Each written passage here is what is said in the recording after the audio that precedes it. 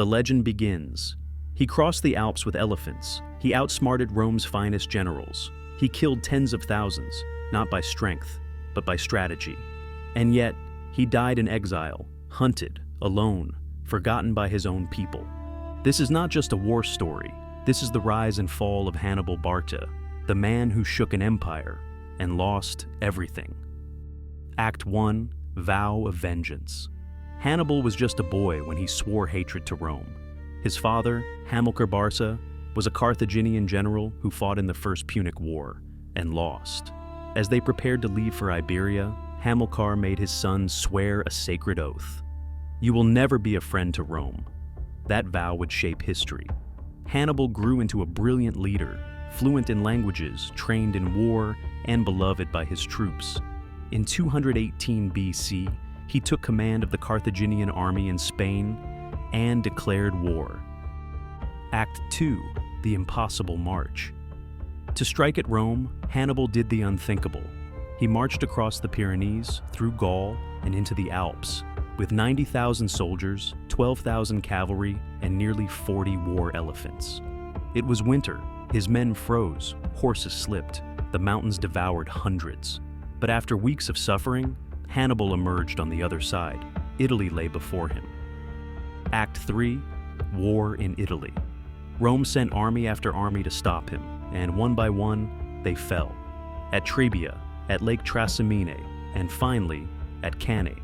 There, in 216 BC, Hannibal destroyed the largest army Rome had ever assembled. He encircled and slaughtered over 50,000 men in a single day.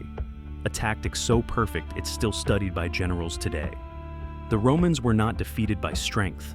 They were dismantled by genius. Act 4, the long wait. After Cannae, all of Italy trembled. Rome stood vulnerable, but Hannibal didn't march on the city. Why? Some say he lacked siege equipment. Others say he hoped Rome would surrender. But Rome did not break. Instead, they adapted. They stopped chasing battles. They cut off Hannibal's supply lines. They wore him down. And in the shadows, a new Roman general was rising. Act 5, Scipio's strategy. His name was Scipio Africanus. He was young, bold, and he studied Hannibal's every move. In 204 BC, Scipio took the war to Carthage's doorstep. Rome invaded North Africa, and Carthage panicked. Hannibal was recalled home after 15 years in Italy, but the army he returned with was not the one he left. Many of his veterans were dead. His new troops were untested, undisciplined, and outnumbered. Act 6, the final battle, Zama, 202 BC. The two titans met at Zama. Hannibal, Scipio, genius versus genius. Hannibal brought war elephants and raw infantry. Scipio used flexible formations, skirmishers, and cavalry, tactics inspired by Hannibal himself. This time, Rome was ready. The elephants were diverted.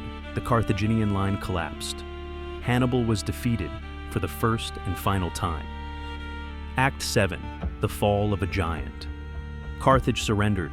Rome imposed brutal terms. Hannibal was spared, but not trusted. He went into exile, hunted across the Mediterranean by Roman agents. And in 183 BC, cornered in a foreign land, the man who once terrified Rome took poison.